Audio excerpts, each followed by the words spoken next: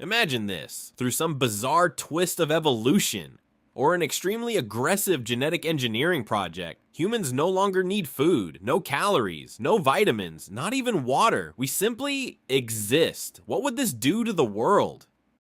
First, the most obvious thing, agriculture disappears. This would become the biggest land use change in human history. Right now, around 50% of Earth's habitable land is used for farming, mostly for livestock and the crops used to feed them. Suddenly, all that land becomes empty. We're talking about billions of hectares. Half the planet could return to wilderness. The Midwest could become one giant forest. The Great Plains could turn into a massive bison paradise. Or we could build enough housing to give every human a literal mansion.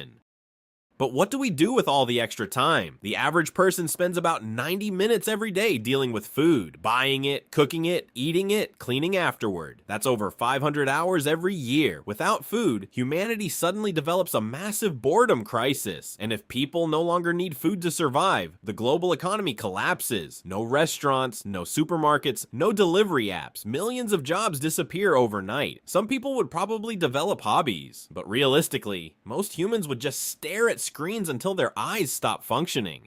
Now let's talk biology. If humans don't eat, where does the energy come from? Let's assume it's not photosynthesis. For a human to survive on sunlight alone, you'd need the surface area of a billboard. So instead, let's imagine humans are powered by tiny fusion-like biological batteries inside our cells. There's just one problem: heat. The human body is basically a heat engine. If we run on limitless energy, we'd need a way to dump massive amounts of heat. We might not need digestive systems anymore, but we'd probably develop giant radiator-like cooling patches on our skin. Running a marathon wouldn't make you tired, it would make you hot enough to melt asphalt.